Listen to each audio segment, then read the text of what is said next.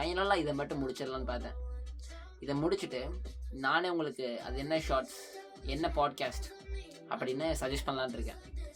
So confirm டிஸ்கிரிப்ஷனில் போட்டிருப்பேன் அதோட லிங்க், ட்ரை பண்ணி பாருங்கள். அதுக்கு முன்னாடி இந்த கடைசி ஷார்ட்ஸ் அபவுட் அந்த பாட்காஸ்ட், குழந்தைகள், ஹியூமன்ஸ். உங்களுக்கு தெரியும் இந்த உலகத்தில் ஹியூமன்ஸ் பாப்புலேஷன்ஸ் பர்த் ரேட் குறைஞ்சிட்ருக்குன்னு. இலான்ட்டு அது கேட்கும்போது அதை பற்றி என்ன நினைக்கிறீங்க? ரொம்ப சோகமாக இருக்குது. ஹியூமன் இல்லாத ஒரு உலகத்தை யோசிச்சே பார்க்க முடியல. இதெல்லாம் நம்ம உருவாக்குறது இந்த ஹியூமன்ஸ் என்ஜாய் பண்ணோன்னு. பட் ஒரு காலத்தில் அவங்க இருக்க மாட்டாங்க. இப்படி இந்த சூழ்நிலைகள் எல்லாம் பார்த்தா அப்படி தான் தெரியுது.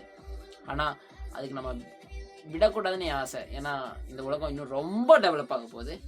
அதை பார்க்க நம்மளை மாதிரி அழகான ஹியூமன்ஸ் இருக்கணும்ல. அப்போ அவர் சொன்னது கரெக்டான.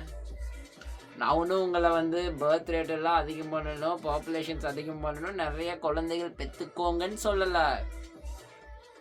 பட் நம்மளோட ஃப்யூச்சர் ஜென்ரேஷன் நம்ம போட போகிற எஃபர்ட்ஸை பார்க்கணும்ல, அவங்களுக்கு தெரியணும்ல நம்ம என்ன பண்ணி வச்சுருக்கோன்னு.